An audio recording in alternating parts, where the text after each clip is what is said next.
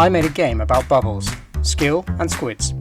I'm Xanderwood. I make indie games and tutorials on game development. I also play your indie games every week on my channel. Make sure you subscribe and click that bell icon so you never miss a video. Minijam is a 72-hour-long video game development jam that occurs every 2 weeks on itch.io. The theme for the jam was bubbles, and the limitation was you are your own ammo. For this jam, I did something I've never done before. I went with my first idea. No way! Because I thought it was brilliant. I'm sure the feedback and comments section will provide a counter-argument to keep me grounded though. Being your own ammo means depleting yourself in some way when shooting, as if your ability to shoot is directly tied to your health. With the theme being bubbles, I knew I wanted the player character to be a bubble that shot bubbles. As each bubble projectile consisted of simply air, this would make the player bubble smaller. I really like this concept as I could see many ways that this would lend itself to an interesting puzzle game, as the size of the player could factor into some of the level design. In terms of the player controls, I originally made them 8-directional, but I found this gave too much to the player and made the game too easy to beat. At least I thought so anyway. So I took away the ability to move up and down and only let the player control the left and right movement, a decision that I still believe to be right, even after the game was finished. I like the idea that the bubble is caught in an updrift and you have to help it reach the top unscathed. This adds an element of danger to each level as it makes your decision to move more meaningful. I started by creating a new project in Construct and set about making the bubble. I'm a bit of a perfectionist when it comes to pixel art, so oftentimes the look of even the placeholder art eats up more time than it should. I added smaller bubbles as bullets and set the bubble to rotate towards the mouse at every tick. Once the bubbles were done, it was then time to decide what behaviours to apply to it in order to make the basic game mechanics. I knew I needed a bullet behaviour as this would act as the upward propulsion, but I also experimented with the physics behaviour too, as I wanted the player to be able to click the bubble to move it in a specific direction, just like the mechanics I applied to my pinball golf game for the Blackthorn Prod game jam.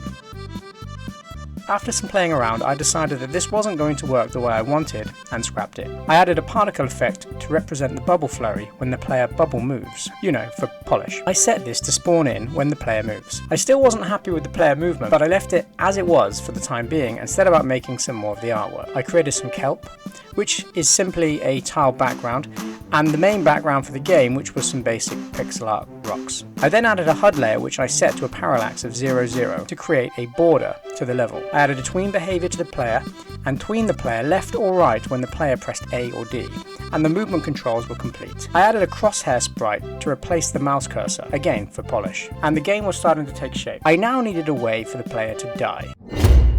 Naturally, being an underwater game, the main enemy would be fish, but I wanted a little more diversity than that, so the game didn't become too repetitive. I created 3 different fish and a squid. The fish would move from left to right and right to left when they spawned in, and the squid would move directly up to give the player another obstacle to tackle. I used the sign behaviour to give the enemies that wavy look, and the bullet behaviour to give them a directional movement. I added jagged rocks as a final touch for the enemies group, and aligned them with the edges of the level and the floating blocks that the player would have to dodge. I set a variable to control the player size at every tick. When the player shoots, I subtract from this variable. This in turn makes the player smaller, which ties the ammo directly into the player itself. I then set a condition that states if the variable controlling the size is equal or less than 0, call the player lose function. I had 2 functions in this game. One that I called when the player wins, and the other when the player loses. When the player wins, I simply update the score, stop the camera, and tween the fade and start the next level. When the player loses, I reset the score, attained on that level so far, call the fade, and restart the level. It's commonly agreed in game jams that entries are better off short and highly polished than long and lacking details. With this in mind, I went ahead and made 10 levels. No! In my defense, the first 3 are very easy tutorial levels designed to teach the player how to play. The levels get progressively more challenging as you play, with certain enemies only reachable in the later levels. Level 9 is by far the hardest level.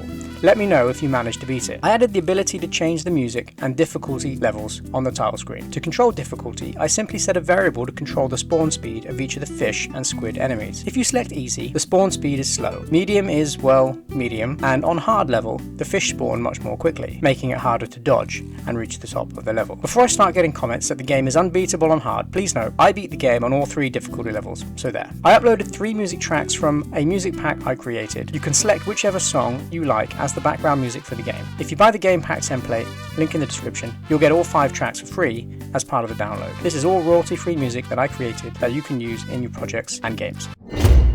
The game is now up on itch for your playing and commenting pleasure. If you found this devlog from the jam, let me know in the comments, as it's always nice to hear where people found the video. Before I say goodbye, I'd like to take a moment to thank my wonderful Patreons, James Welch, Basic Terror, Mara Lexic, Clone13, Cole, and FoozleCC, for your continued support. If you want to find out more about my Patreon service, and how you can get your name on this list, there is a link in the description. Until then, take care my friends, and I'll see you in the next video.